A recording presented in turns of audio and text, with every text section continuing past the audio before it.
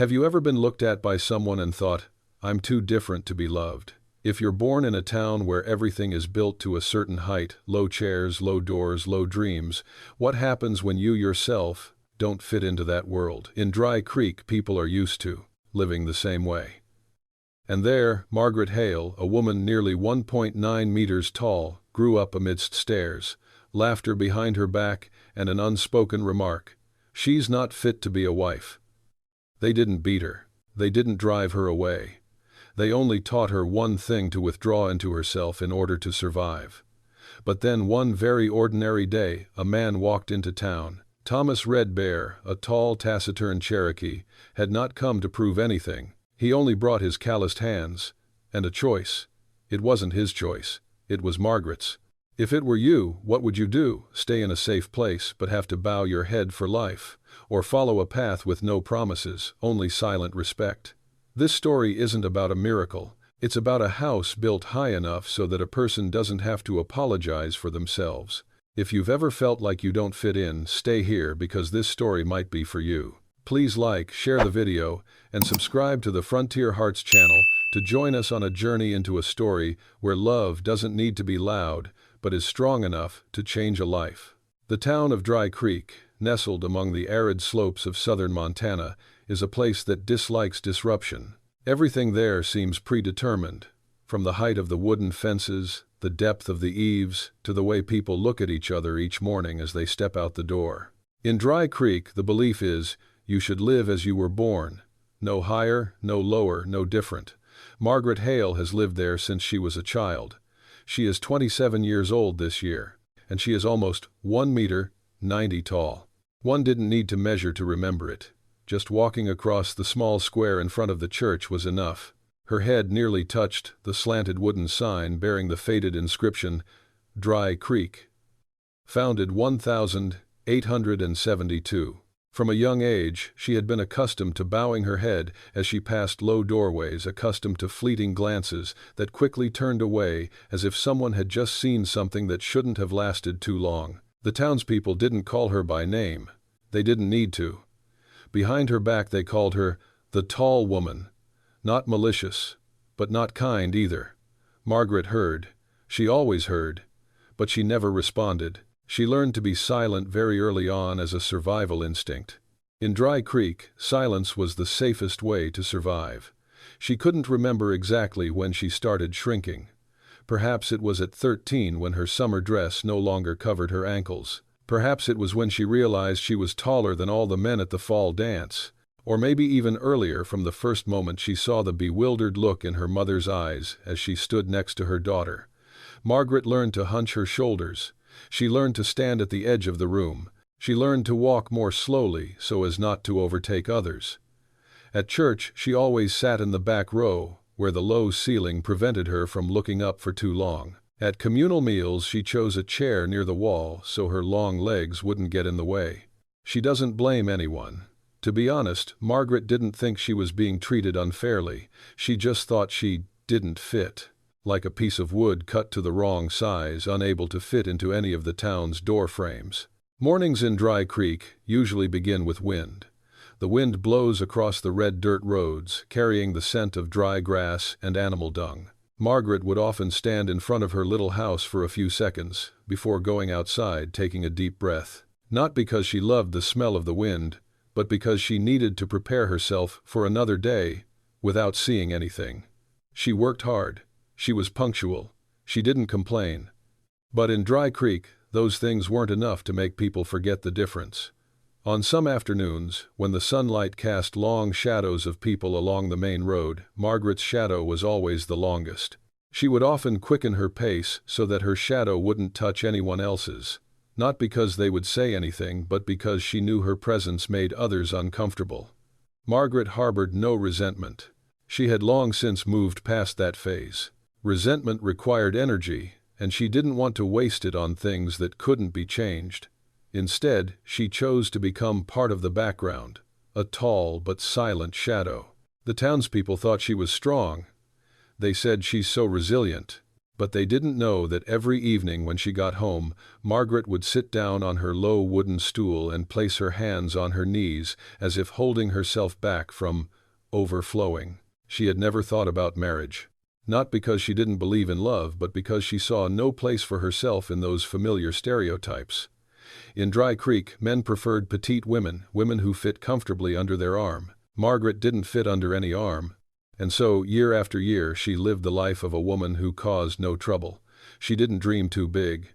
She didn't expect too much. She simply existed like a tall tree in a low meadow, learning not to cast a shadow over others. But there are some things, no matter how hard you try, that can never be miniaturized. And Margaret had no idea that right here in Dry Creek, a place that had never changed, something was about to emerge. Something tall enough to shatter the silence she had been accustomed to her whole life. And when the gates of that town opened on a very ordinary morning, Margaret Hale's life began to shift slowly but irreversibly. If Dry Creek is a town built to remain unchanged, then Hawthorne Supply is the clearest reflection of that.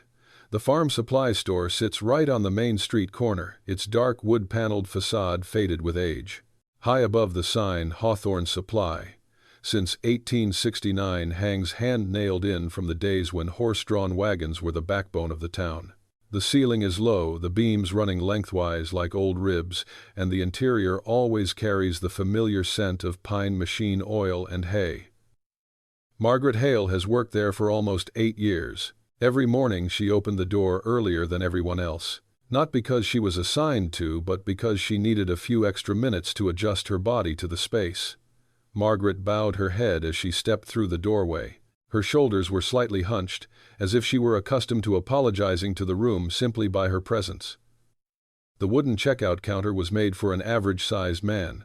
For Margaret, it only reached her hips. She had to bend down every time she took notes, every time she handed over change, every time she listened to customers. Those movements were repeated day after day until her body became accustomed to them as a form of silent labor. No one in the shop asked her to bow. But no one offered to lift the counter either. Margaret adjusted herself. She placed a thin piece of wood under the chair in the shed to avoid bending over too much when sitting. She learned to carry sacks of animal feed by leaning just enough so as not to hit the ceiling beams. When retrieving items from low shelves, she knelt instead of bending over, not because it was easier, but because it attracted less attention. At Hawthorne Supply, people are familiar with that image, a tall woman moving slowly and carefully as if living in a house that doesn't belong to her. Margaret did a good job. No one could deny that. She remembered the exact type of nails, the length of the wire, the size of the horseshoes. She never made a mistake with orders. She never complained. But every time a new customer walked in, their eyes would linger on her a little longer. Then they turned and left.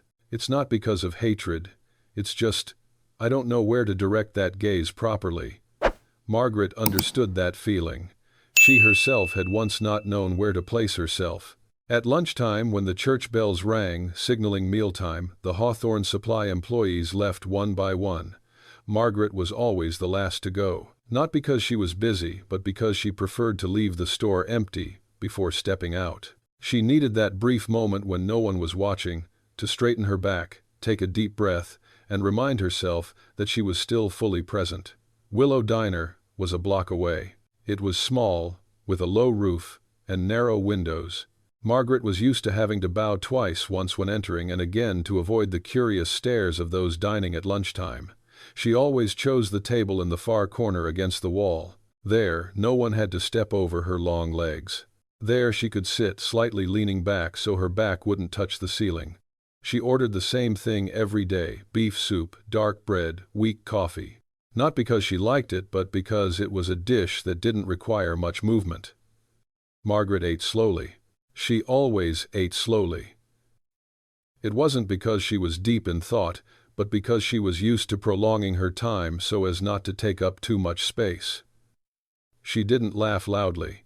She didn't move around much. She didn't order more food. When she finished eating, she neatly placed her cutlery, carefully wiped her mouth, and stood up before anyone had to ask her to let her pass. There were days when Margaret realized just how much she had shrunk herself only when she got home. As the door closed behind her, she straightened up.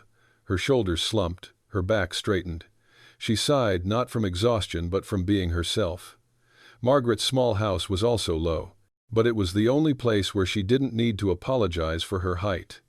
The scratches on the doorframe were her own doing, and they didn't shame her. They reminded her she had been there long enough to leave her mark. Margaret had never told anyone about those things. In Dry Creek, people don't talk about things that can't be changed, they just adapt. And Margaret was a good adapter. She didn't think she was unhappy. She just thought her life was smaller than it could possibly be. Like a well-tailored dress, but always too tight at the shoulders.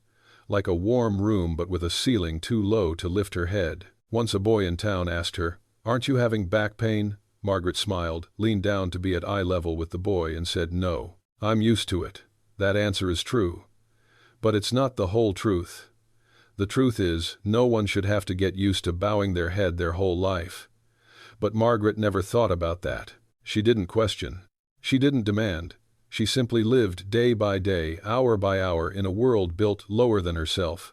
And so she failed to realize that somewhere very close to Dry Creek, another presence was also walking in those cramped spaces, carrying with it a height not only of its physical form, but of a silence that had never been named.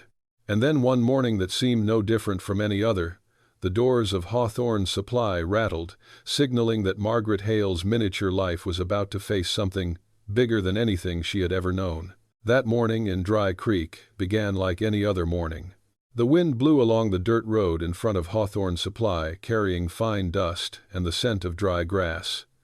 Inside the shop, faint light filtered through the small window, casting long streaks on the old wooden floor. Everything was in its place.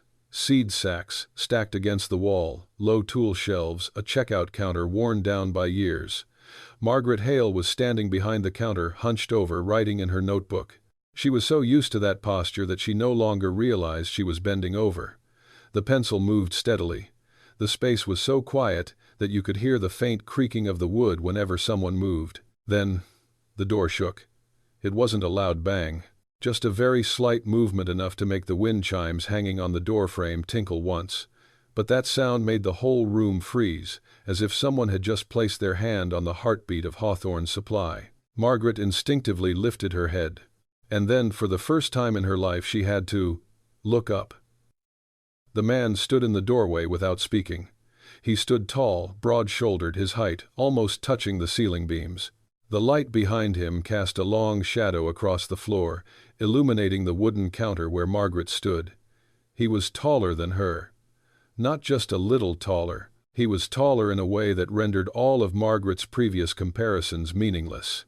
If Margaret was a solitary tall tree in a meadow, this man was like a cliff, unassuming, unmoving, yet undeniably present. No one spoke in the store. The men who were selecting nails stopped. The shopkeeper looked up from his ledger. No one said what they were thinking, but Margaret sensed it clearly. The familiar order had just been disrupted. The man entered.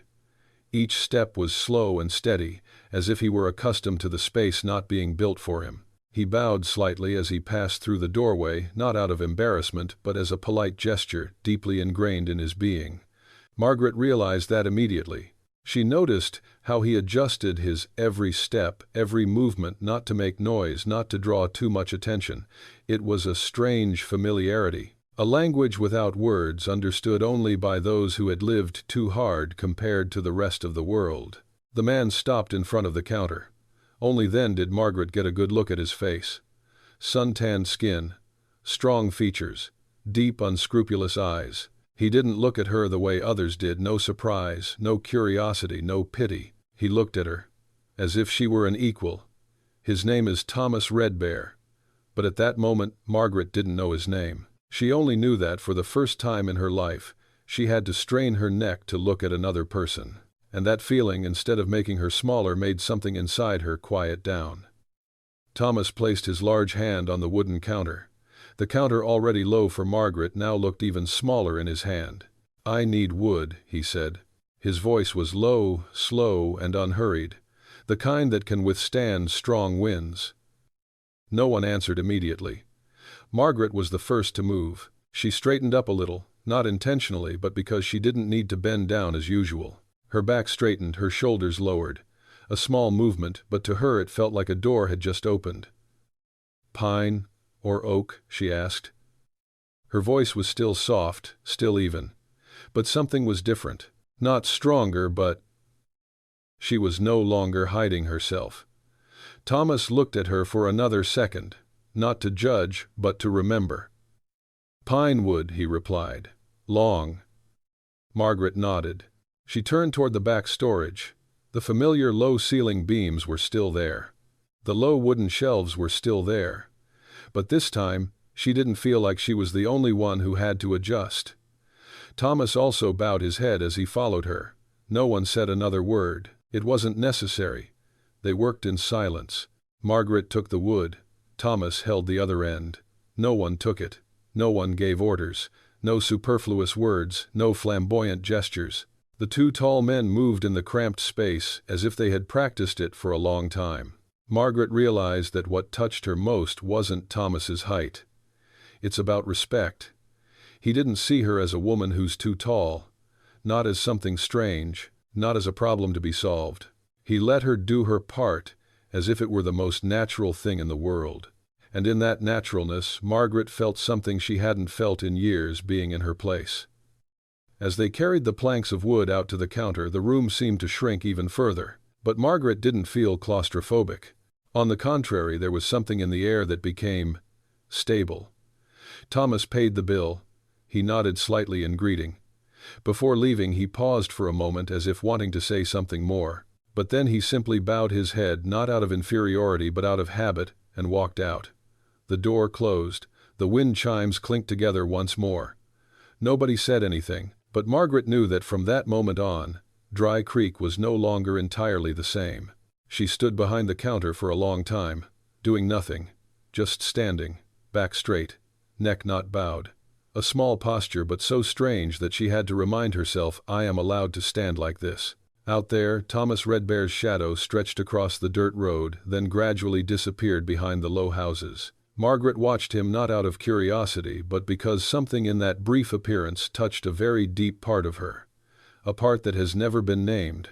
And while the town continued its old rhythm, Margaret didn't know that the very man who had just stepped through that low door would be the first person in her life to see her not as a shadow, but as a human being, with a full right to exist.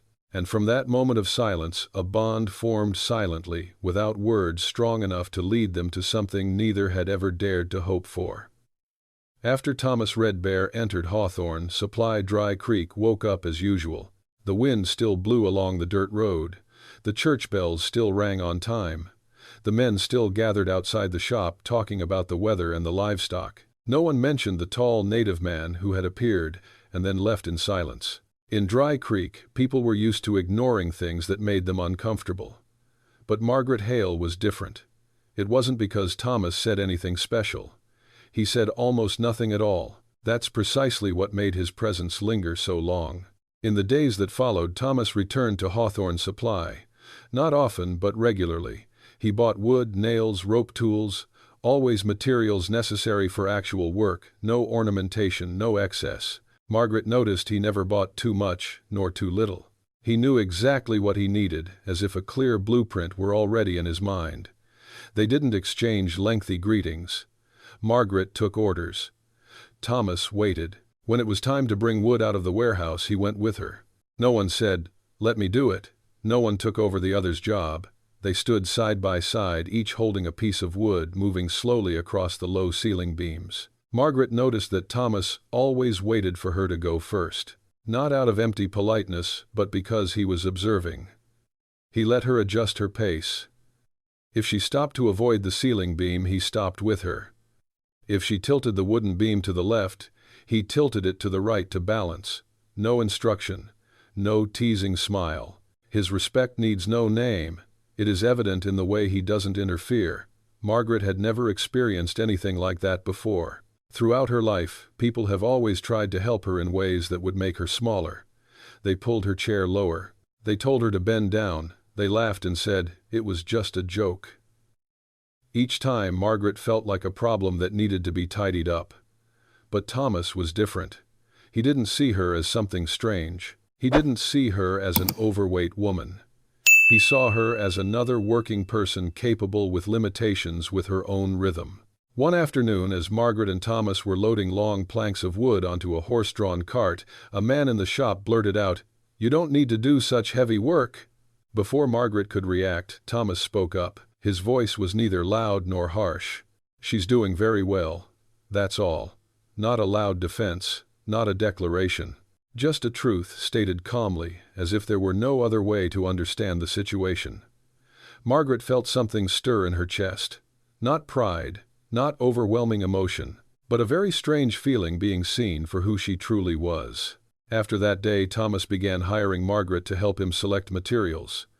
Not in the sense of paying her, he still paid her, but he didn't call it hiring. He simply said, "I need someone who understands wood." Margaret didn't ask him what he was building. She wasn't in the habit of asking about things that weren't going to be said beforehand.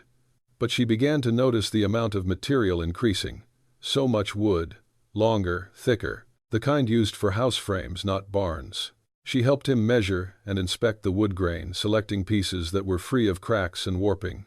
She worked carefully, as she always did. Thomas observed, learning how she touched the wood and tapped gently to hear the sound inside. They speak very little, but when they do speak, their words carry weight.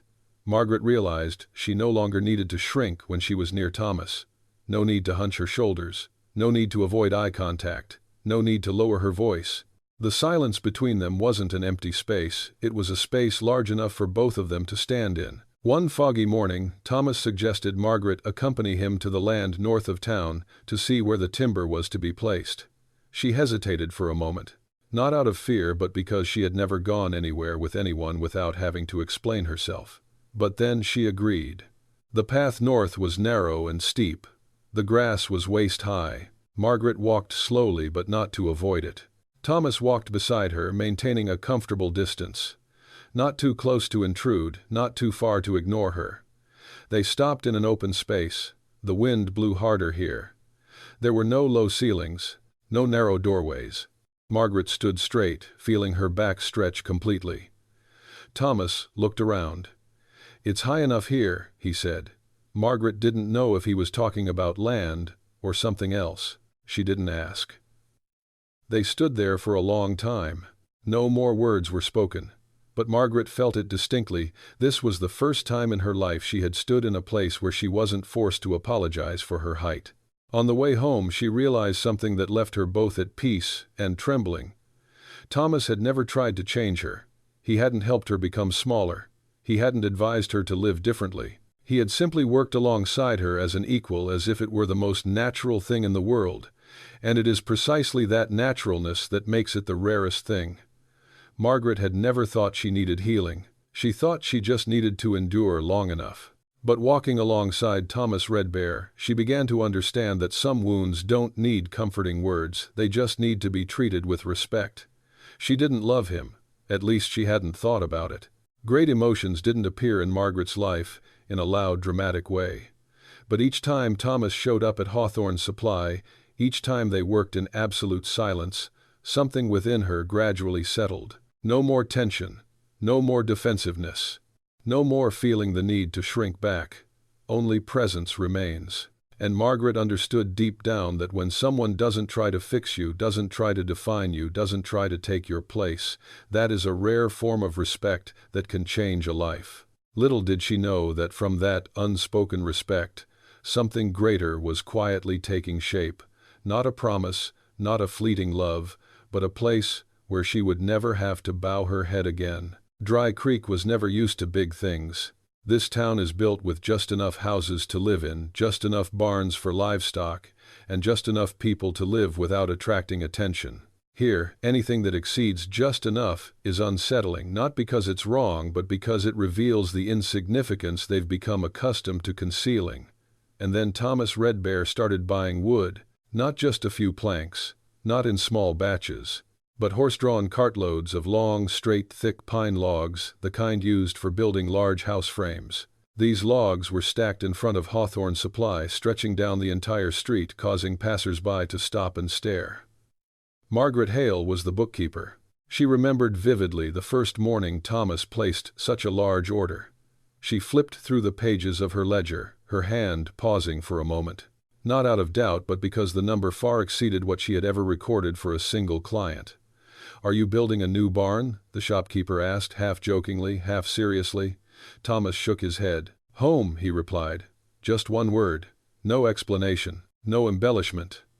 Margaret bent down to continue writing.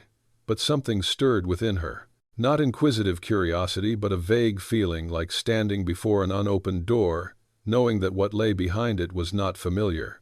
In the following days, Thomas continued to buy more materials. Nails, beams, posts, windows. Tall windows. Very tall. Margaret had to use both hands to measure the length, and for the first time, she didn't find the number excessive.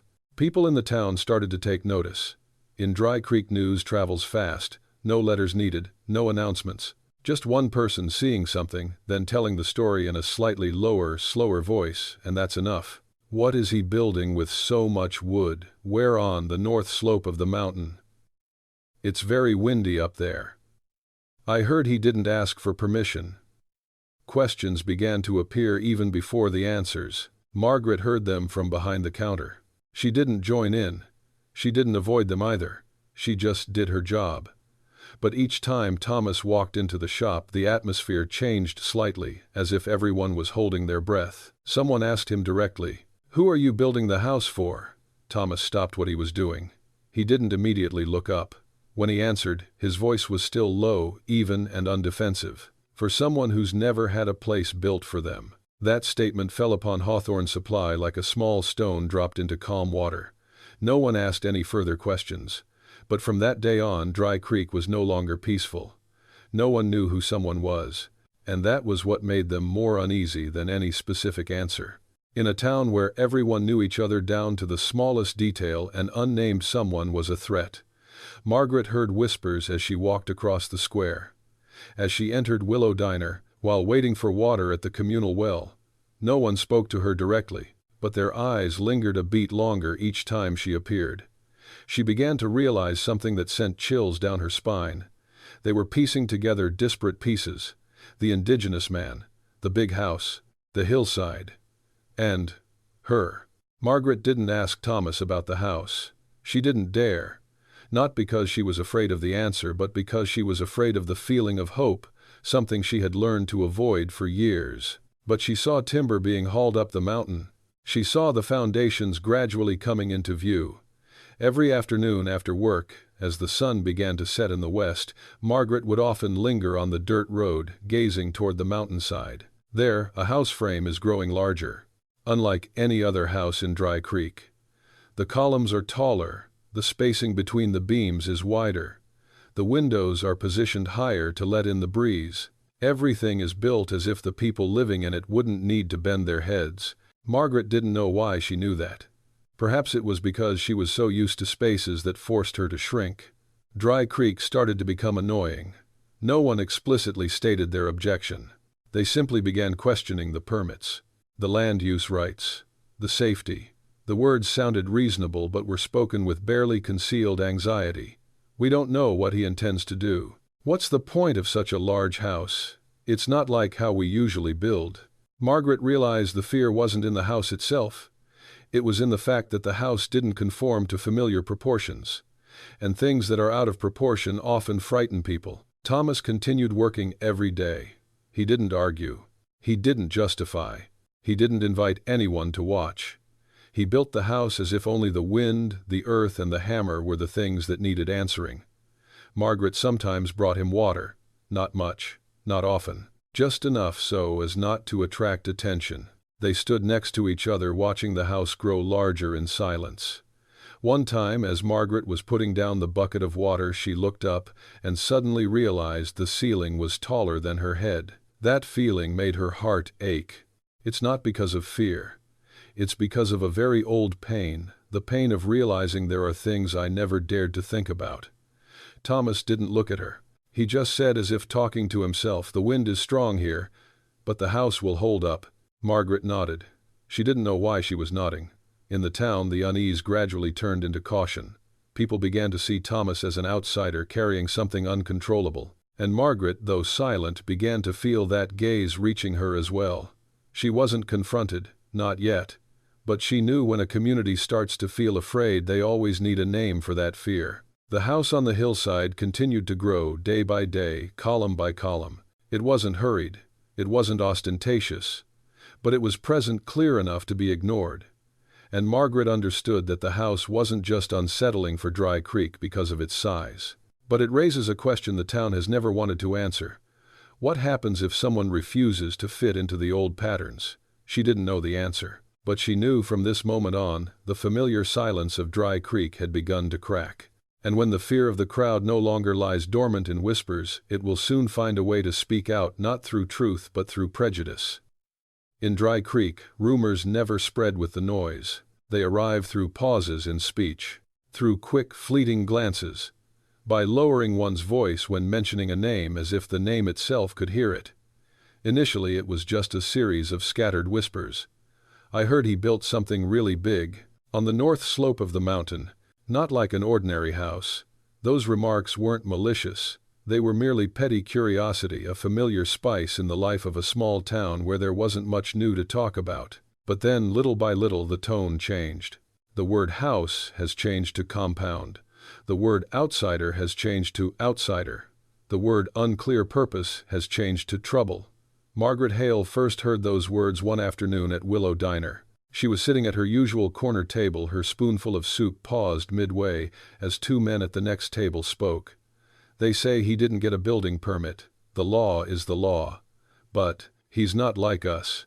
The last sentence was uttered so softly it was almost unintentional, but it sent a chill down Margaret's spine. Not because of its content, but because of how it was accepted. No one objected, no one questioned it. Unlike us, that phrase in Dry Creek always carries a broader meaning than what it expresses. It's not just about behavior. It's about origins, about appearance, about things that can't be changed. It's the invisible boundary this town erects to protect itself from the unfamiliar. Margaret lowered her head and continued eating. But she could no longer taste the soup. In the days that followed, the rumors spread like wildfire.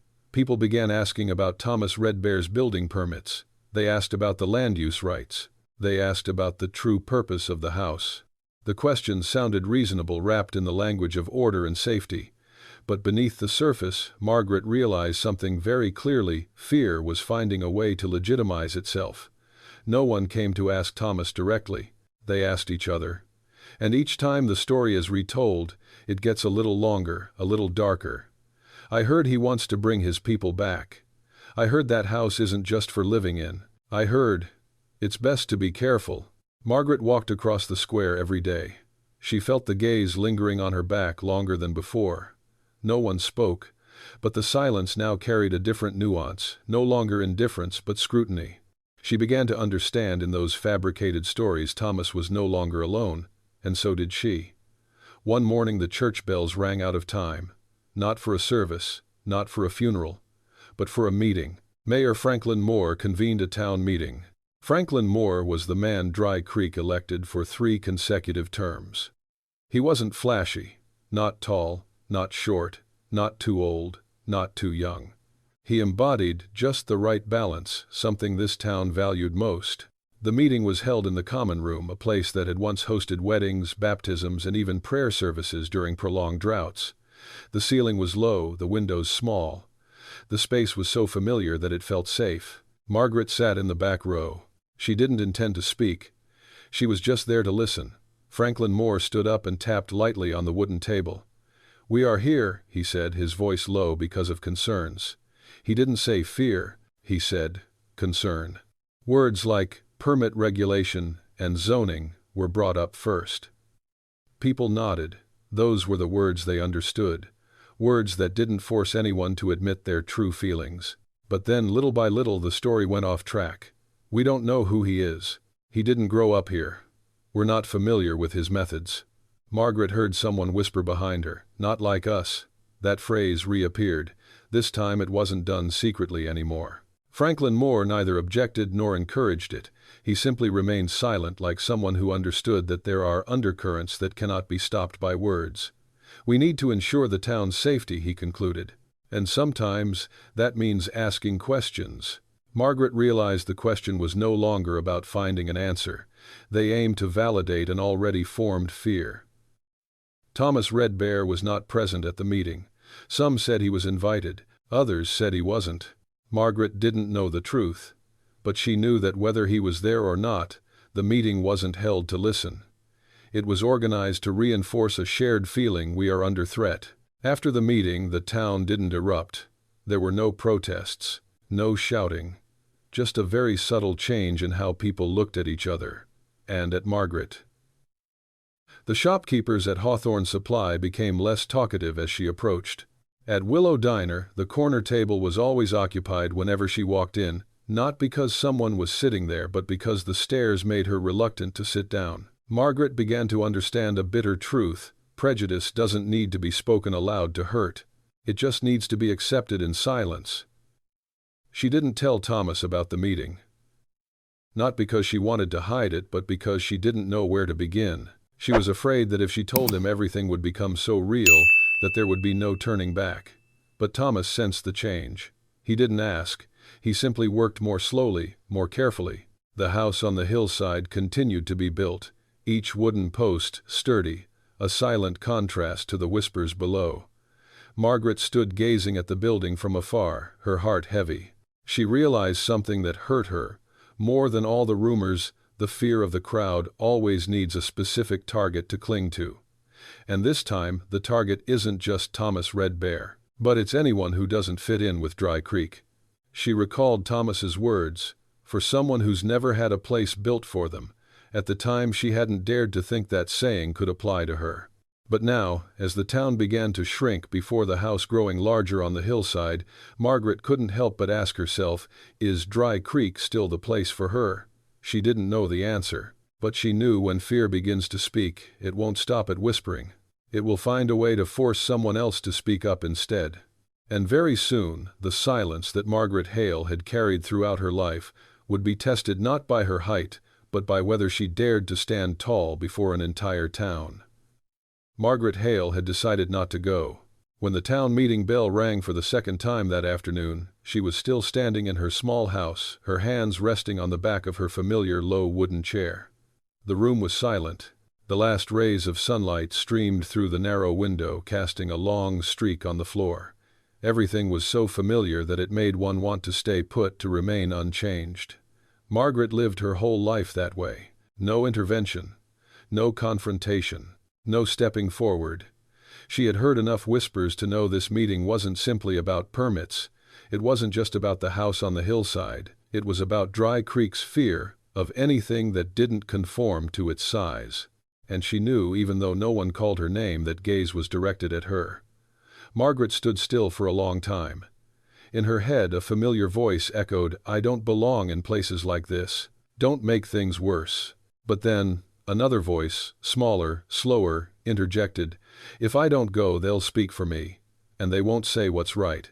She took a deep breath. She stood up straight. Her shoulders tensed for a moment as if her body were protesting what was about to happen. Then Margaret put on her coat, opened the door, and stepped outside. The path to the town hall seemed shorter than usual, or perhaps it was because each step she took carried with it a decision she had never made before. The meeting room was almost full when Margaret walked in. Low wooden benches were arranged closely together. The ceiling was low, and oil lamps hung suspended. The familiar space where countless blessings and prayers had been offered now carried a heavy atmosphere. People spoke more softly than usual. Eyes darted around, then stopped when they saw Margaret. She sensed it very clearly. Margaret wasn't sitting in the back row as usual, not because she deliberately changed seats. It's just that the back row was full today. She paused for a moment, then chose a seat near the aisle where people could see her. She sat down. Her back was straighter than usual, not out of confidence but because she didn't know how to shrink back anymore. Mayor Franklin Moore stood up to speak. His voice was deep, and even carrying the familiar tone of someone who had spoken similar words for years. He spoke about order, about safety, about responsibility to the community. Heads nodded. A soft yes could be heard. Then he mentioned the house. "Don't mention Thomas Red Bear by name. Just call him the builder, a term that's distant enough to avoid looking directly at the man." Questions were asked. No one answered. no need to answer.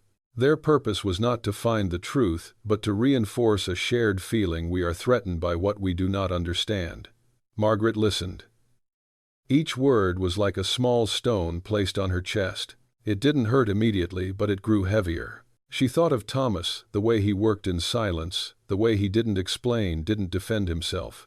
She thought of the house on the hillside, the tall wooden pillars catching the wind. She thought of the feeling of standing for the first time in her life, in a space where she wasn't forced to bow her head. A man stood up. "We don't know what he really wants." Another person chimed in, "We can't take the risk." Those words echoed in the low-ceilinged room as if they were bouncing back at themselves. Margaret felt her heart race. Her hands rested on her knees. They were cold. She knew, if she didn't speak now, she would never speak again. She stood up. The movement was small, but in the cramped room it was enough to draw attention. The unfinished sentences stopped. Franklin Moore looked toward her, slightly surprised. Margaret stood there, taller than everyone else when seated, almost touching the ceiling when standing. She could feel every gaze on her. Her throat was dry. Her hands trembled. She was used to being silent. She was never used to being listened to. Margaret took a breath. Not a deep one. Just enough to keep her voice from cracking. "I'm sorry," she said. Her voice trembled, but it wasn't quiet. "I just wanted to ask one thing." The room was silent. She looked around. Not down. Not hiding. She let her gaze rest on each familiar face, people who had watched her for years but had never truly seen her. "Has any of you," Margaret said slowly, each word carefully chosen, actually spoken to him? No one answered. The question carried no accusation. It wasn't a challenge. It was simply plain.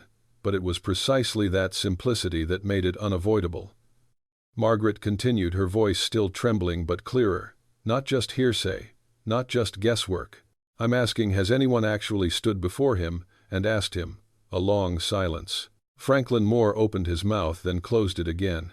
He couldn't answer, because he knew the answer. Margaret felt a pang in her heart. Not from fear, but from a very old sadness, the sadness of realizing that people are more willing to be afraid than to listen. "I've spoken to him," she continued. "I've worked with him. I've seen how he behaves." A few eyes turned to look at her, no longer just scrutinizing but surprised. "He never caused any trouble," Margaret said. "He never threatened anyone. He just built a house." Her voice faltered for a moment. She paused, catching her breath. "And if we fear someone simply because they're not like us," she said, her voice firmer this time, "what does that say about us?" No one spoke up. Margaret stood there, her heart pounding. She didn't know if she'd just done something brave or foolish. But she knew she'd said what she needed to say. She didn't defend Thomas with flowery words. She didn't tell her own story. She simply asked a question that the entire town had avoided. When Margaret sat down, the room remained silent. Not the heavy silence of before. Rather a different kind of silence, as if someone had just opened a small crack in the door, letting in some light. The meeting continued. But it wasn't the same as before. The subsequent speeches were more reserved. The firm assertions turned into lingering questions. No one declared a change of opinion, but no one spoke too loudly anymore either. Margaret sat there, her hands on her lap, feeling her heartbeat slow down. She didn't feel relieved. But she did feel her back straighten. For the first time in her life, she didn't leave the meeting room feeling like a shadow. When the meeting ended, people stood up and left in small groups. A few people glanced at Margaret, their eyes different than before, not more friendly but more confused. Franklin Moore stopped in front of her. "Thank you for telling me," he said softly. Margaret nodded. She didn't know how to respond. When she stepped outside, it was dark. The wind was cold. Margaret paused for a moment on the steps. She looked up at the sky, high, vast, and boundless. She didn't know where what she had just done would lead. She didn't know if Dry Creek would change, but she knew one thing for sure. She has changed. And from the moment Margaret Hale dared to stand tall and speak before the entire town, silence ceased to be a safe haven. It became a gateway to truth where unspoken things would soon have to be called out. After Margaret Hale sat down, the room didn't immediately return to its normal state. No one spoke immediately. No one hurried to stand up. The silence lingered for a few more moments, no longer a silence of avoidance but a newly created space where something new awaited to emerge. Franklin Moore cleared his throat, intending to continue the meeting. He flipped through a few papers in front of him as if simply returning to the familiar routine would settle everything. But before he could speak, the wooden door at the end of the room creaked softly. It wasn't the sound of a door opening forcefully. Just a very soft sound like the way the Hawthorne supply door had rattled the morning Thomas Red Bear first walked in. But that sound was enough to make everyone turn their eyes around. Thomas stood in the doorway. He didn't rush inside. He paused, bowing slightly to avoid the low ceiling beams. In the soft yellow light of the oil lamp, his tall figure almost completely filled the doorway, as if this room had never been built for people like him. The room was completely silent. No one invited him in. No one told him to leave. Thomas entered simply by his presence, slowly, calmly, without asking permission and without challenging anyone. Margaret felt her heart tighten. She didn't know what he would say. She didn't know what his purpose was in coming here. But his mere presence had silenced all the previous whispers. Thomas walked down the aisle between the rows of seats. Each step was distinct, yet not heavy. He stopped in the space in the middle of the room where the light shone most brightly. He didn't look at Margaret immediately. He looked around at each familiar face of Dry Creek, people who had lived here their whole lives, people who had decided their fears before knowing the truth. Franklin Moore stood up. "Mr. Red Bear," he said, his voice hesitant.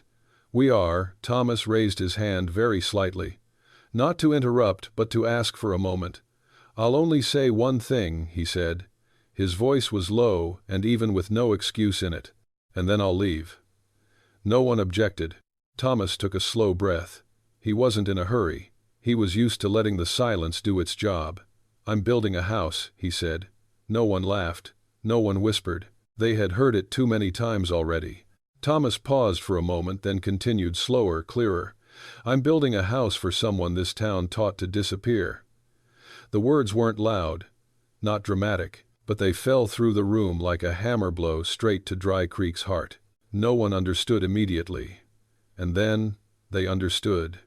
Like a wordless wave, the eyes of everyone in the room simultaneously shifted in that direction. On Margaret Hale's part, Margaret felt everything around her go silent. No more breathing. No more creaking of wood.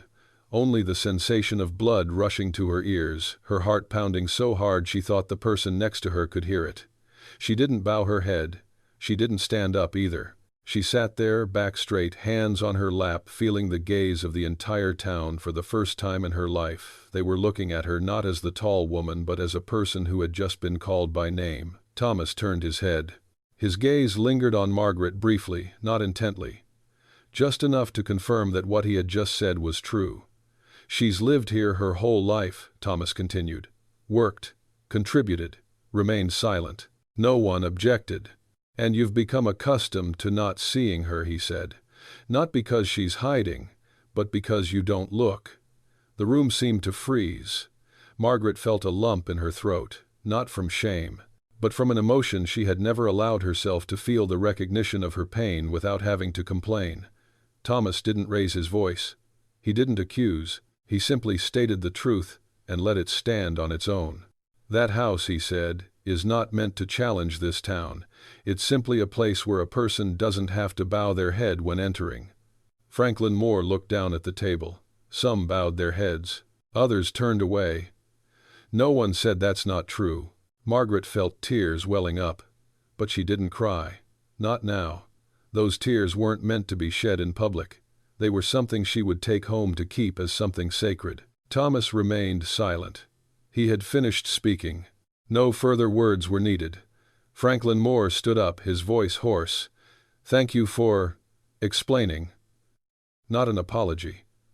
But not a denial either. Thomas nodded. He turned and walked toward the door. Before going out, he paused for a moment without turning back and added one more sentence very softly. "None of you taught her to disappear with words. You did it with silence." Then he left. The door closed behind him, leaving the room heavy with a somber atmosphere. No one spoke for several minutes afterward. The meeting had lost its original purpose. Questions about licenses, regulations, faded into obscurity. Not because they were wrong, but because they were no longer the focus. Margaret sat there, her hands trembling slightly. A woman in the seat in front turned to look at her, her gaze no longer scrutinizing but confused.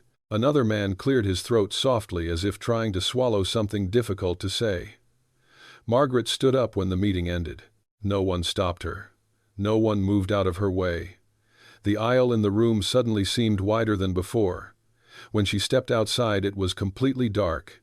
The air was cold. The wind blew down from the mountainside. Margaret stopped on the steps, taking a deep breath. Her chest ached not from injury but from having just contained so many things that had never been named. She didn't know what Dry Creek would be like tomorrow. She didn't know if the town would change. But she knew one thing for sure: the truth has been told.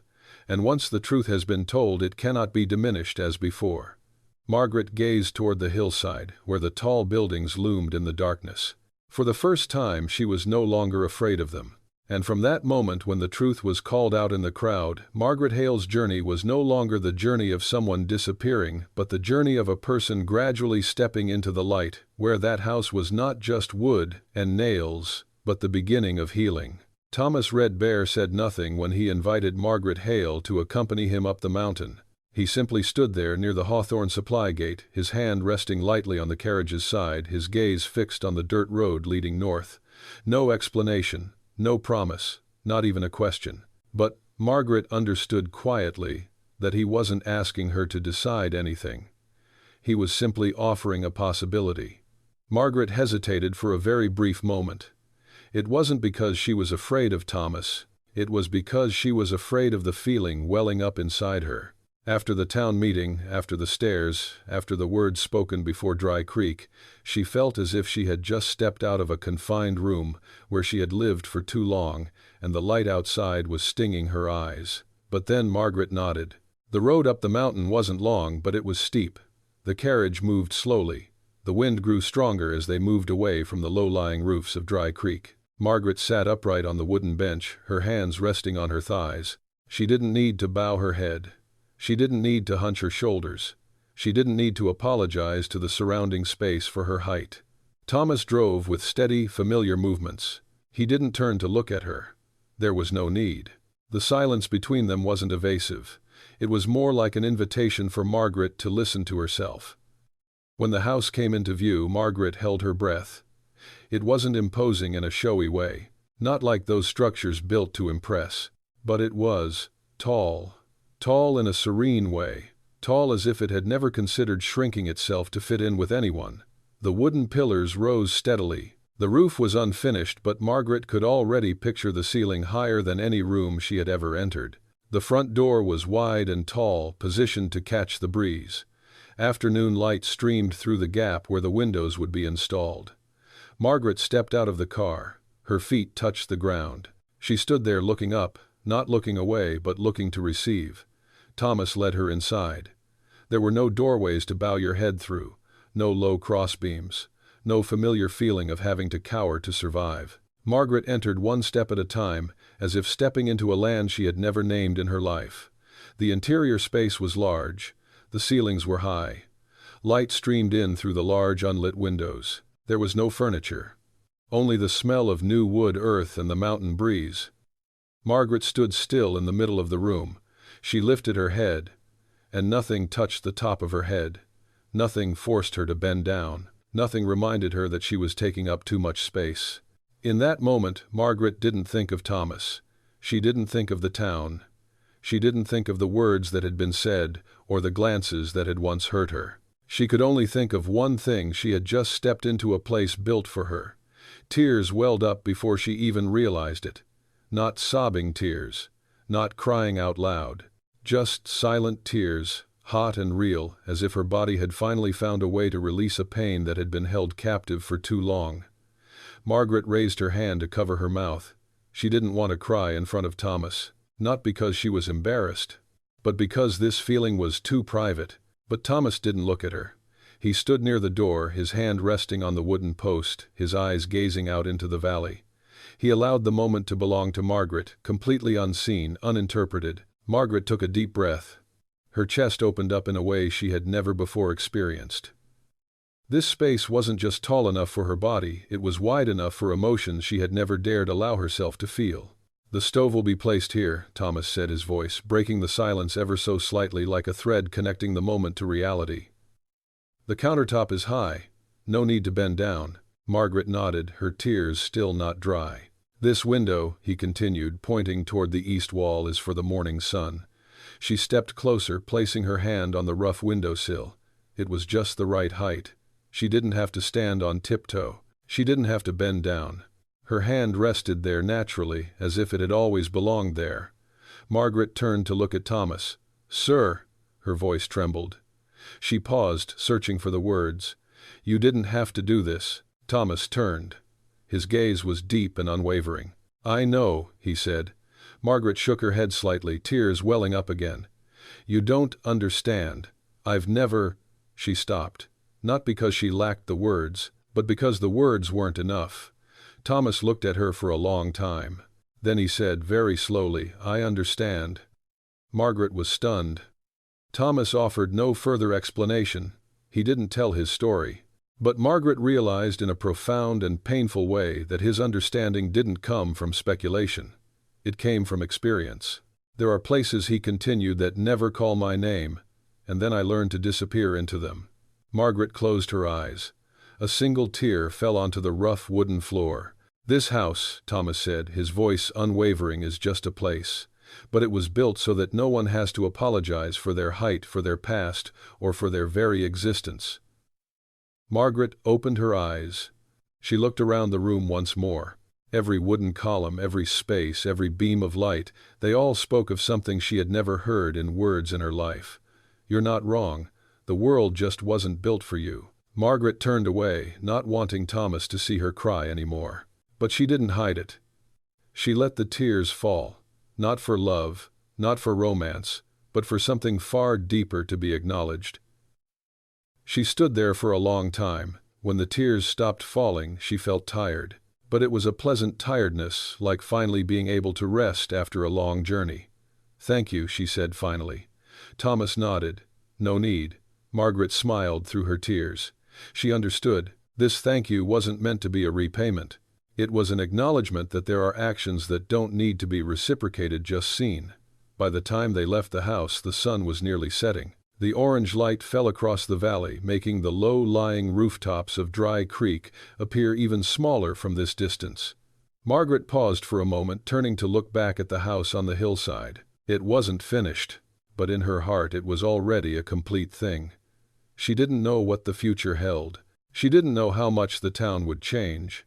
She didn't know where her relationship with Thomas would go. But she knew one thing very clearly, very firmly. From this moment on, Margaret Hale will never be able to live as a shadow again. And when a person has stepped into a place built specifically for their dignity, they will begin to ask themselves not whether they deserve it, but how they will use that upright stance to live their lives. That evening, the wind on the mountainside blew more slowly than during the day. After leaving the house, Margaret Hale didn't return to Dry Creek immediately. Thomas Redbear lit a small fire in the open space behind the house. The flames illuminated the tall wooden posts, creating shimmering streaks of light as if the house itself were breathing in the night. They sat opposite each other, a comfortable distance apart, not so close as to be intrusive, not so far as to be estranged. Margaret clutched the metal cup Thomas had given her, its warmth spreading through her hands. She was no longer crying, but the lingering effects of her tears remained a lingering sensation that silenced her, making her reluctant to say anything unnecessary. Thomas gazed at the fire for a long time before speaking. He didn't speak like someone pouring out their heart, nor did he sound like someone preparing to tell a tragic story. His voice was even and low, as if what he was about to say had been repeated in his heart for many years, long enough that intense emotion was no longer needed. "I used to have a wife," he said. Margaret didn't turn to look at him immediately. She didn't want to interrupt his slow pace of speech. She let him continue in his own way. "She's tall," Thomas continued. "Not as tall as you, but taller than the other women in the tribe." He paused for a moment, as if choosing which memories were allowed to surface. "She often lowers her head," he said. "Not because she's embarrassed, but because she's used to it." Margaret felt a tightness in her chest. Not from pain, but from recognizing a similarity that needed no name. We live in a place, Thomas continued, where people don't like anything different. They don't like anyone who doesn't fit in. The firelight reflected in his eyes, softening his harsh features. She's sick, he said. Not the kind of illness that knocks you down instantly, but the kind that gnaws away slowly, like how the world gnaws away at a person when they have to live constantly, wondering if they're taking up too much space. Margaret clutched the cup tightly. She didn't ask. She didn't interrupt. She understood that some stories just needed to be heard, not responded to.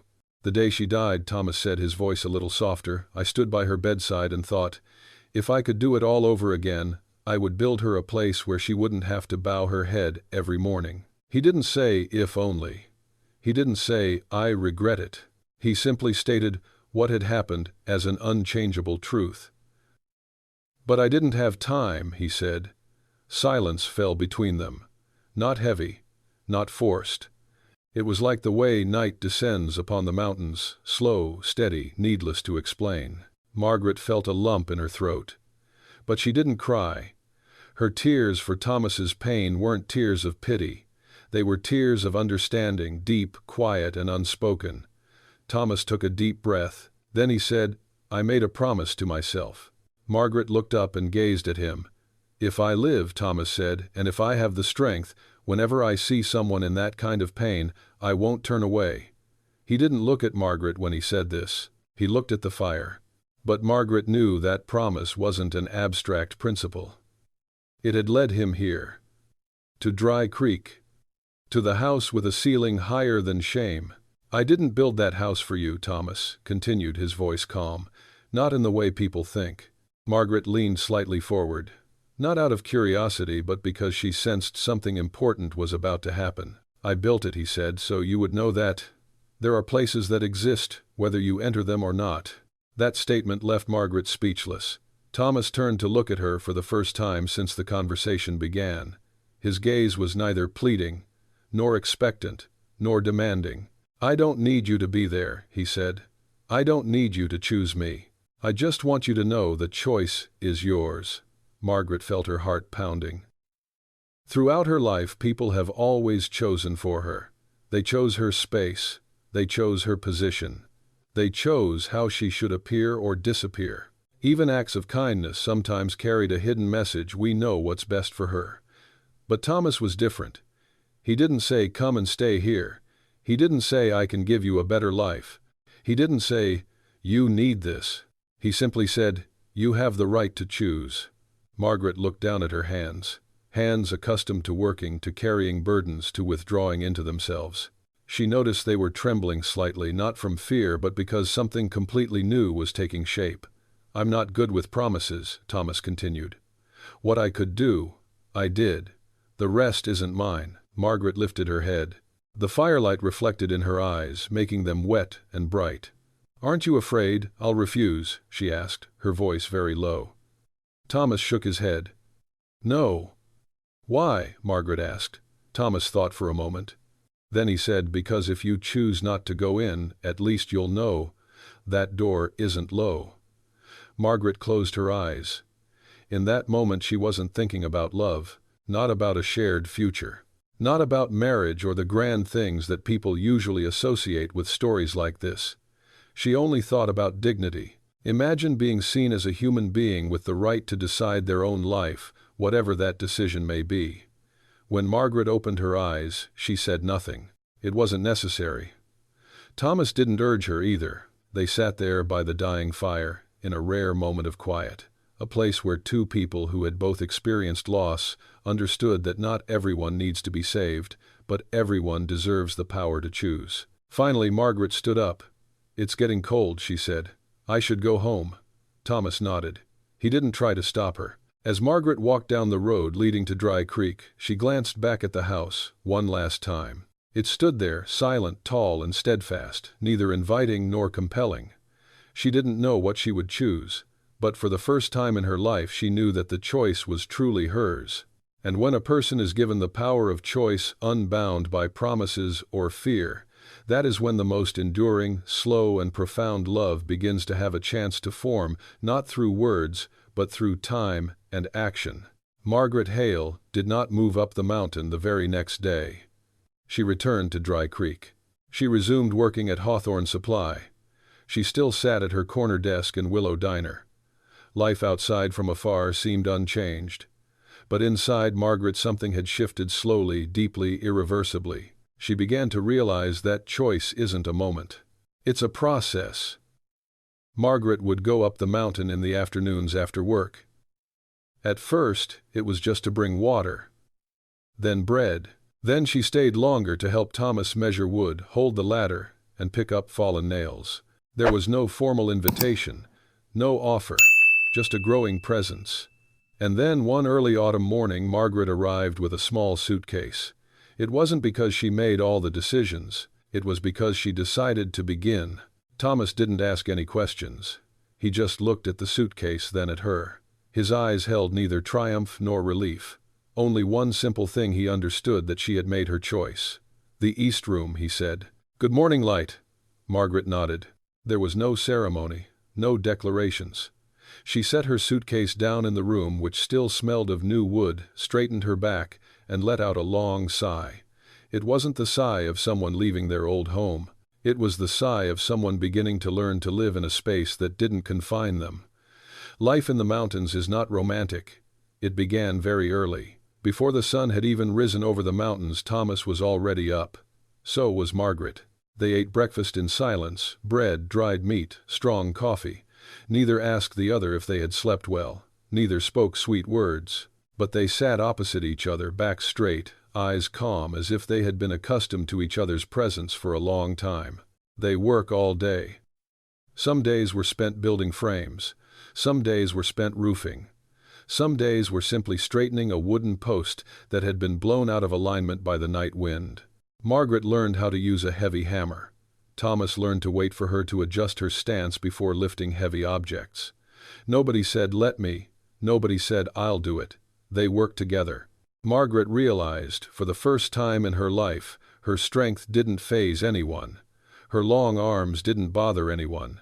Her long strides weren't considered clumsy. Here on this mountainside, her body had no reason to apologize for itself. There are days when they don't say a word. But Margaret never felt lonely. At midday they sat leaning against the unfinished wall of their house, sharing a water jug.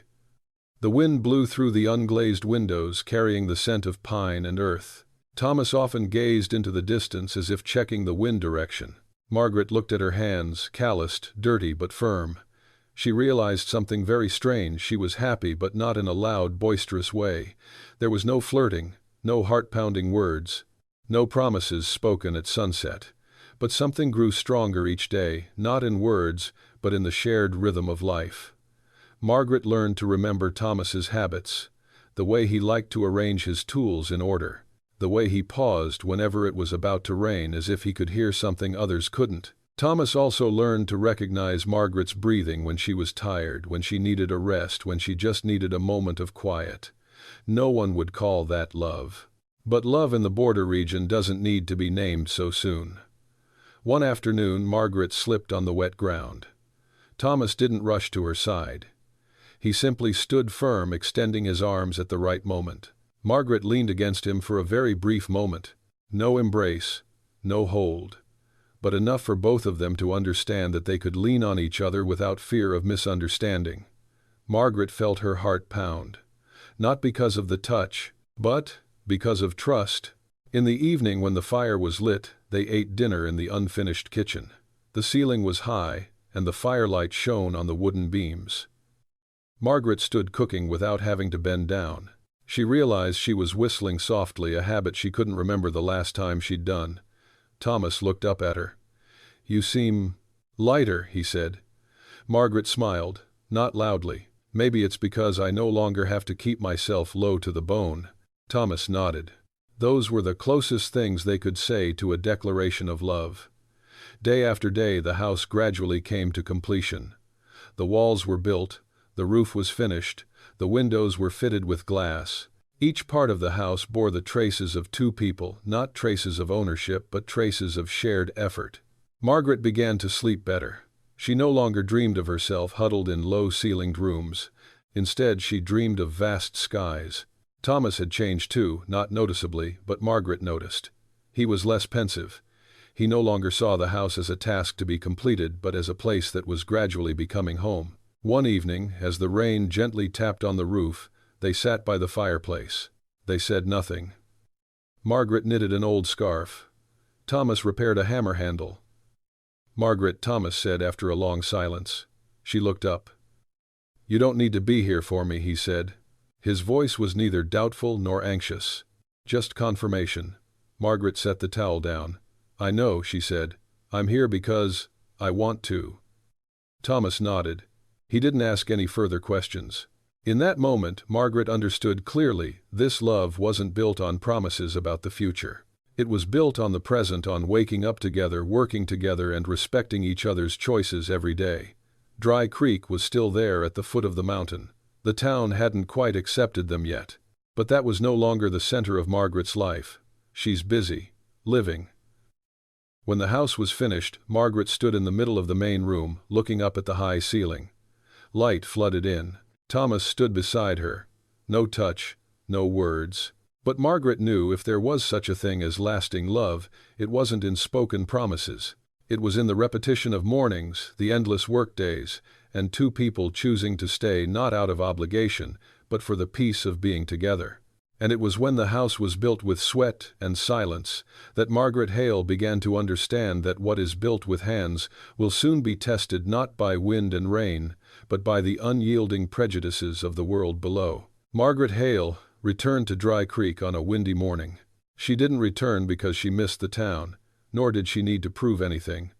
She just needed to buy a few missing items for her mountain house: small nails, a thick piece of burlap, some salt and flour.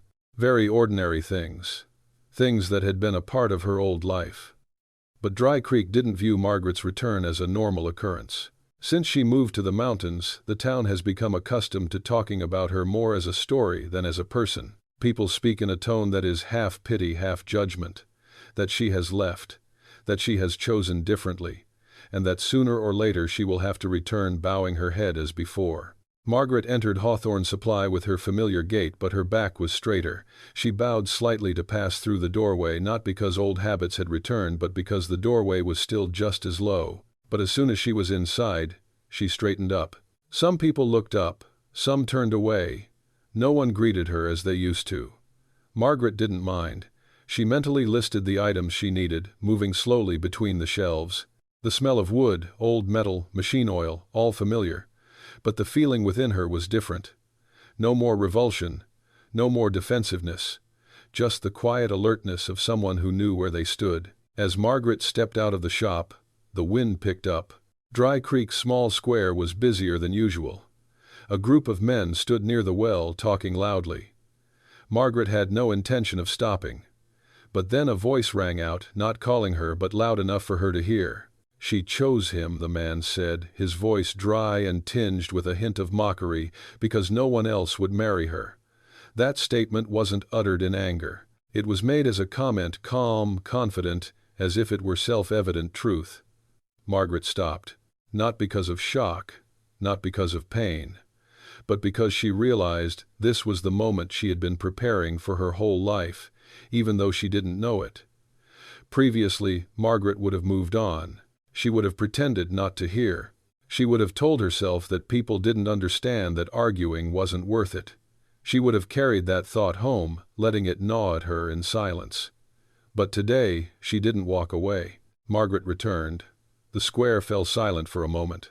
Not completely, but enough for people to realize something was amiss. She hadn't left. The man, Henry Cole, a blacksmith who had lived in Dry Creek since childhood, looked at her in surprise. Perhaps he hadn't expected her to hear. Or if he hadn't expected her to stop. Margaret stood before him, a head taller than him. The wind billowed her dress. The sunlight illuminated her face, no longer the face of the huddled tall woman, but the face of someone who had overcome fear. "He's partly right," Margaret said. Her voice wasn't high, not sharp, but clear. Each word fell upon the square like small solid stones, unbreakable. Henry Cole raised an eyebrow. Several people around exchanged glances. Margaret continued, "It's true that I chose him." She paused for a moment, not to create drama, but to make sure she was saying what she really thought. "But it's not because no one else wants to marry me," she said. "It's because for the first time in my life, there's someone who doesn't need me to shrink to fit them." The square was completely silent. Henry opened his mouth, as if wanting to say something more, but Margaret didn't give him a chance to interrupt. Not by raising her voice, but by remaining standing. "I've lived in this town for 27 years, she said. "Working. Not causing trouble. Not demanding. Not complaining. Some people bowed their heads. Some people turned away. And for those 27 years," Margaret continued, "I became accustomed to being seen as an inconvenience." Her voice trembled slightly at the last word. But she didn't stop. "I'm used to people talking behind my back. Used to people deciding how much I'm worth based on whether I fit into their space or not."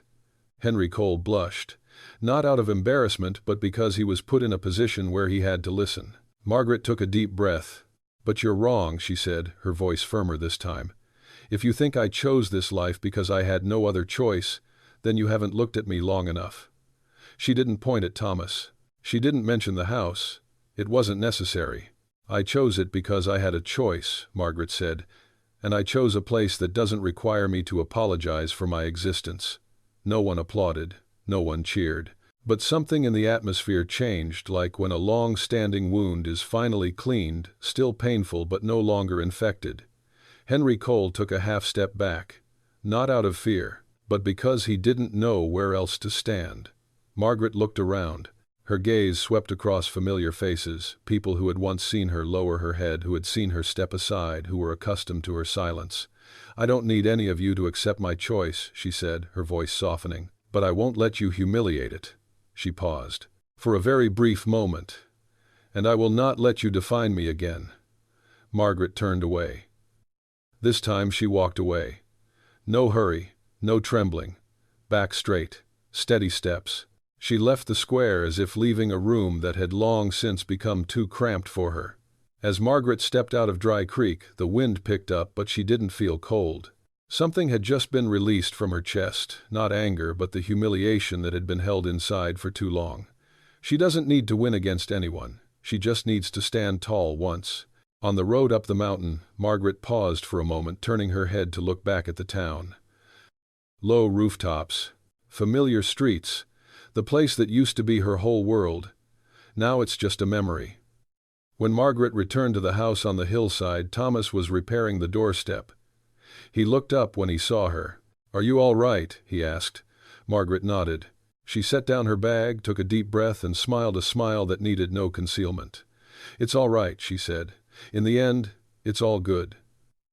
Thomas didn't ask any further questions. He simply nodded and continued with his work.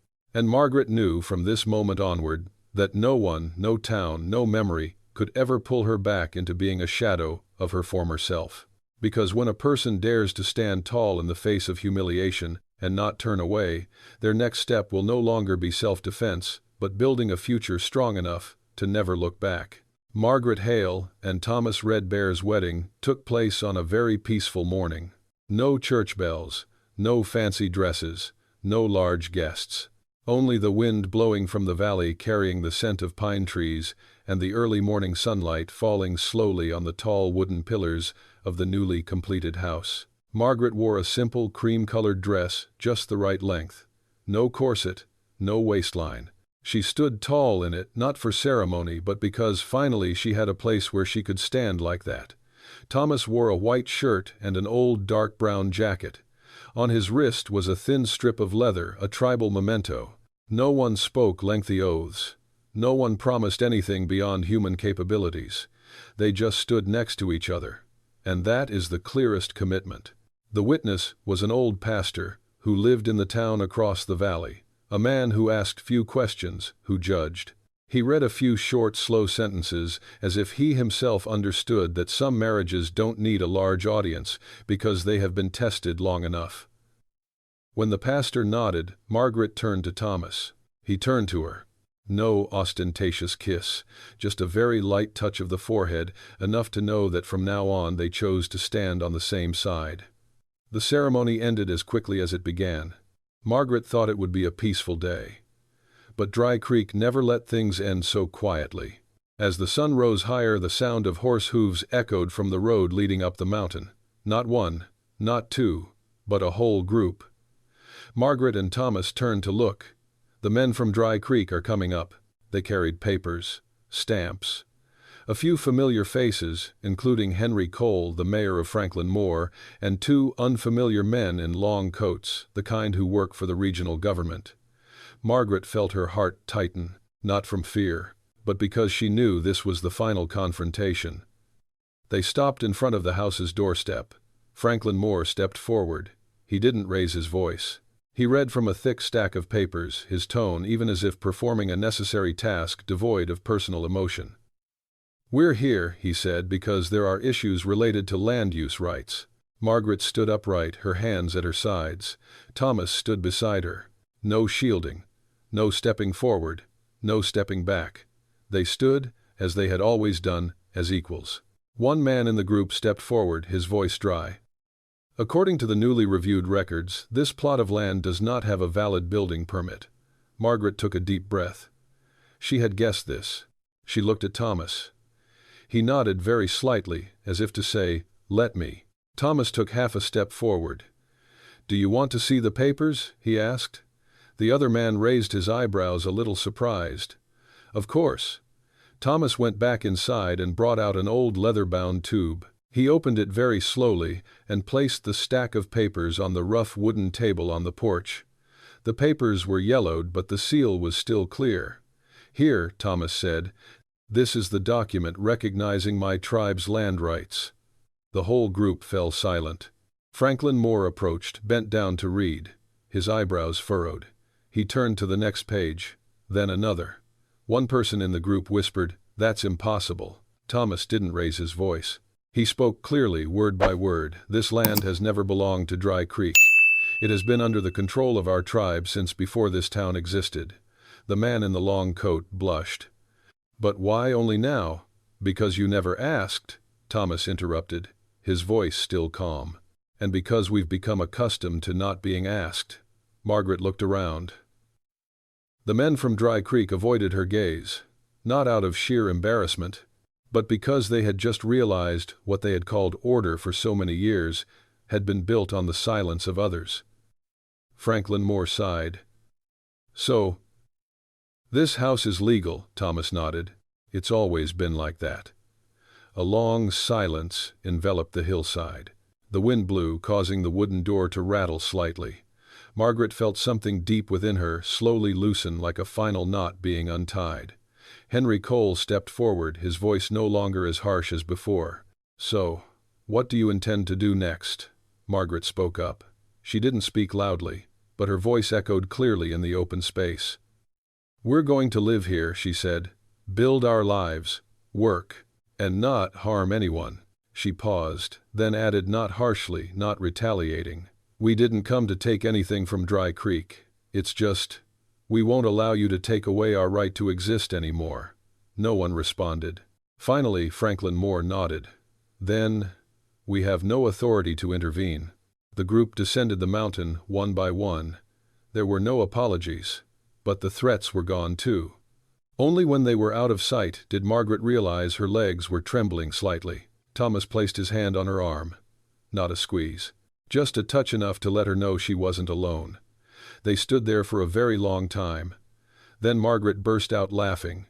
Not loud, not joyful or ecstatic, just a soft laugh of someone who has just overcome the last thing they needed to face. "Perhaps," she said, "this is the real wedding gift." Thomas looked at her, a slight smile playing on his lips. "Perhaps," he replied. That afternoon they sat on the steps, drinking weak tea. The sun set slowly. The house stood there tall and sturdy, no longer the target of fear, but proof of a truth dignity needs no permission.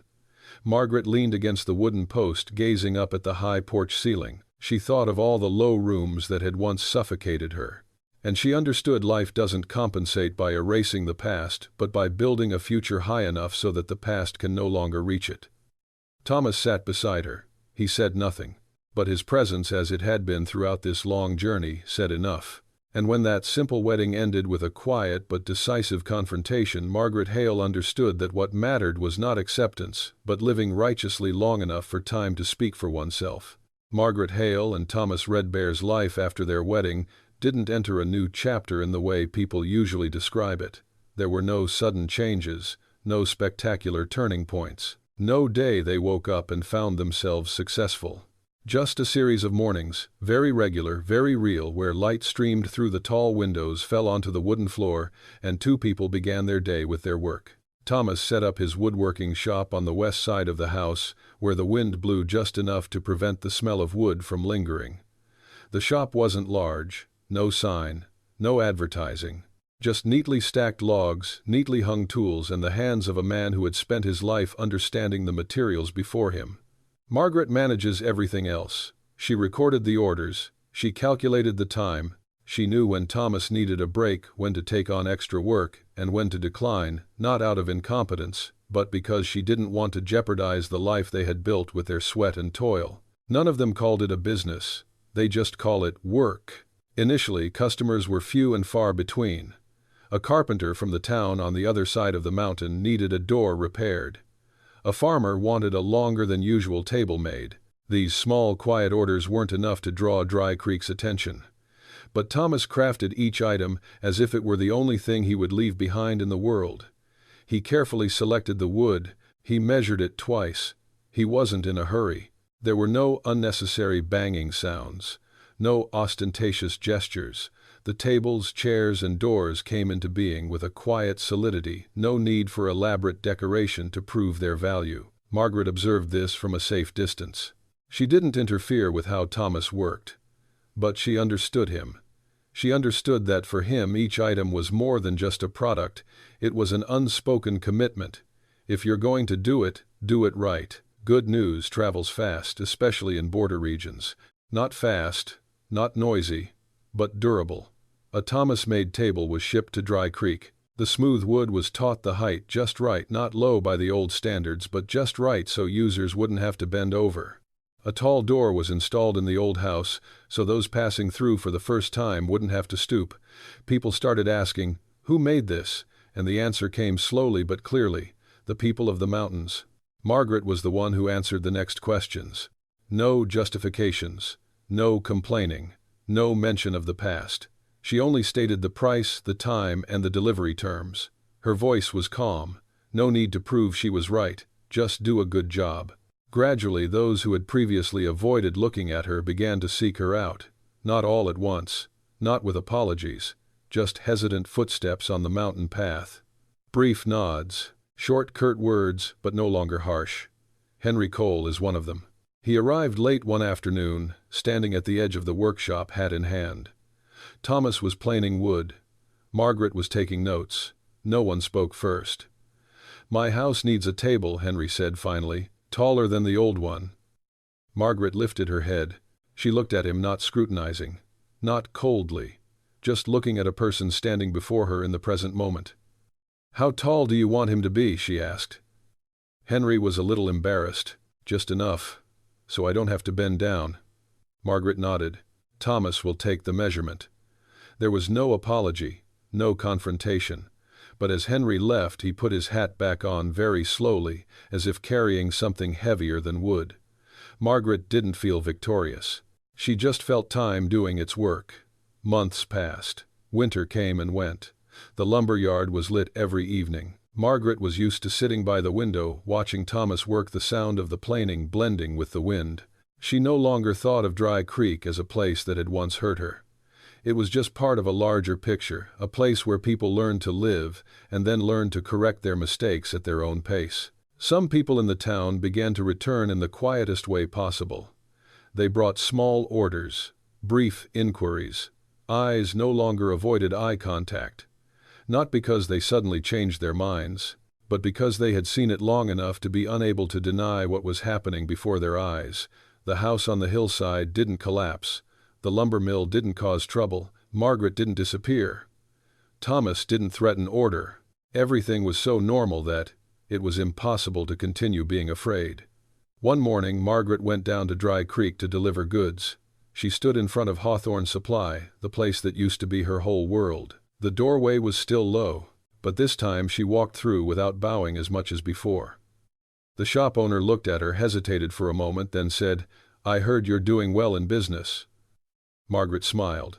"We did just enough." The man nodded. He said nothing more. Margaret realized that success doesn't need to be proclaimed. It just needs to be enduring enough not to be denied. In the evening, as the sun set behind the mountains, Margaret and Thomas sat on the porch. They said little. No summaries were needed. They watched the light change color on the wood, a light Thomas had calculated from the day he laid the first post. "Do you have any regrets?" Thomas asked very softly. Margaret thought for a moment. "No," she said. "Just gratitude." Thomas nodded. They didn't need to say more. They both understood they didn't win against Dry Creek with words. They didn't convince anyone through arguments. They simply lived kindly, patiently, and with integrity long enough for the truth to speak for itself. And when the truth speaks, it doesn't need to be loud. Because things built with time and character will always stand firmer than any argument. And it is in this quiet perseverance that a new legacy is gradually taking shape, not to prove anything, but to let those who come after know that there are ways of living that don't require permission. The story of the house on the hillside didn't spread quickly. It didn't appear in the big newspapers. It wasn't recounted in boisterous gatherings. No one stood up and declared, "Things have changed." It simply passed from person to person in the way true stories often do, slowly, quietly, and enduringly. It is said that on the hill north of Dry Creek there is a house with very high ceilings. They say that when you enter it you don't need to bow your head. And the woman who lives in that house always looks you straight in the eye when she speaks. Margaret Hale never imagined she would become a part of the story. She still woke up early every morning, still made coffee, still kept records for the lumber mill, still walked slowly down the mountain path, not out of fear of falling but because she had become accustomed to letting time go with her instead of running ahead of it. But what changed was this: Margaret was no longer withdrawn, not in a physical sense. She was still as tall as before. But the way she stood, the way she sat, the way she listened, all of it carried a quiet steadfastness. Like someone who had overcome enough fear to no longer need to defend herself, people started seeking her out. Initially they came for business, inquiring about wood prices, delivery times, and whether Thomas could build a table for someone who didn't fit the old standards. But then quite naturally, they stayed a little longer. A young girl from the town on the other side of the hill had come standing awkwardly on the porch. She was taller than the other girls, thin. Her shoulders were slightly hunched. She spoke so softly it was almost a whisper. "I heard. You don't need to bow here." Margaret didn't ask any further questions. She simply opened the door. The girl walked in. She lifted her head and stood still for a long time. Margaret said nothing. It wasn't necessary. She understood that moment, the moment when a person first realizes that the problem isn't themselves but the space they live in. Gradually, Margaret became the person that those who don't fit in would turn to. Not to be saved, not to be advised, but to be seen completely unconditionally. There was a short man who was once looked down upon because of his thin physique. There was an elderly widow who always apologized before saying anything. There was a boy taller than his peers, who always hunched over at school. Margaret didn't tell them what to do. She did only one thing: she didn't ask them to withdraw into themselves. Thomas Red Bear observed this from his woodworking shop. He didn't interfere. He didn't dictate. He never said that Margaret was doing a good thing. But he realized very clearly that the things he was making now were more than just tables, chairs, windows, and house frames. They are spaces for dignity. A table tall enough so that the elderly don't have to bend over. A wide doorway so that those carrying heavy loads don't have to stoop. A sturdy threshold so that those with weak legs can step in without fear. Thomas worked as he always did, slowly, precisely, without fanfare. But now, each time he finished an item, he knew it would go to a place where it was needed. Dry Creek changes, but not in a dramatic way. There was no meeting to announce it. No new sign was put up. It was just small things gradually changing. Some shops raised their door frames. Some houses installed taller windows. People started saying just stand still instead of bend down and watch out. It wasn't because they remembered Margaret Hale. Rather, it was because they were used to not needing to make others feel smaller to make themselves feel good. Many years have passed. Margaret and Thomas grew old, not quickly, not suddenly, but in the very natural way of people who have lived fully in the present. Margaret's hair was turning gray, but her posture remained straight, not because she was trying to maintain it, but because she no longer had a reason to hunch over.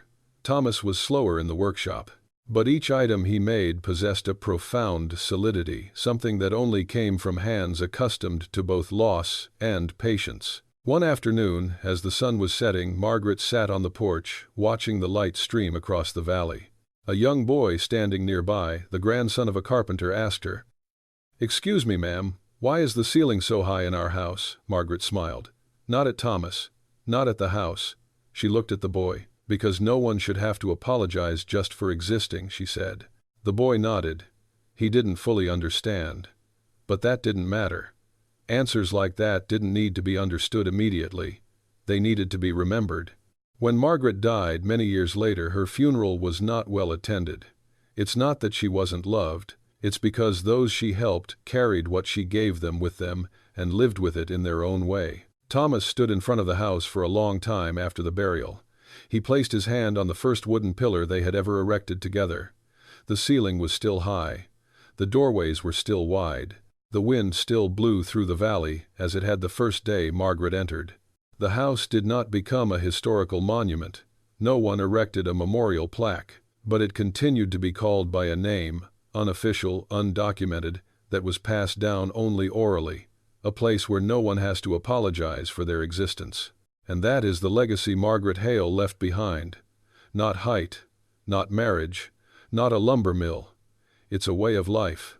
A way of life that reminds people that value doesn't lie in how well you fit into the world, but in whether you dare to build a world large enough for you to stand tall. Many years later, when Dry Creek had changed beyond recognition, the house on the hillside still stood there. No challenge, no boasting. Just standing tall and still as a silent reminder that love isn't magic.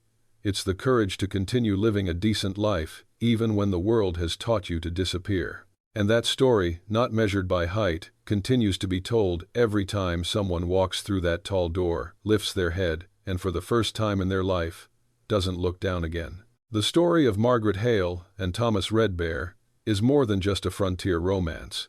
It's a quiet reminder to all of us, especially those who have lived long enough to understand that life isn't always fair, but we still have the right to choose how we stand in it. The biggest message of this story isn't about height, nor about marriage. It lies in a simple yet difficult truth: don't shrink yourself just to make others feel comfortable. Many of us have lived our lives bowing our heads, not because we're wrong, but because the world around us is too small. Thomas didn't save Margaret. He only did one rare thing: he created enough space for her to stand upright on her own. In life, sometimes what we need isn't someone to solve our problems for us, but someone who doesn't force us to disappear, who doesn't make us apologize for who we truly are. And Margaret also taught us something else. True healing is not noisy. It comes from hard work, from daily choices, from daring to say no to humiliation, while still maintaining dignity. If you're at an age where you look back on life with both its scars and the things left unsaid, then this story wants to tell you this: it's never too late to live true to your values. Thank you for listening to the end of the story. If you see yourself somewhere in Margaret's journey, please like, share the video, and subscribe to the Frontier Hearts channel so we can continue telling slow human stories for hearts that have weathered many storms.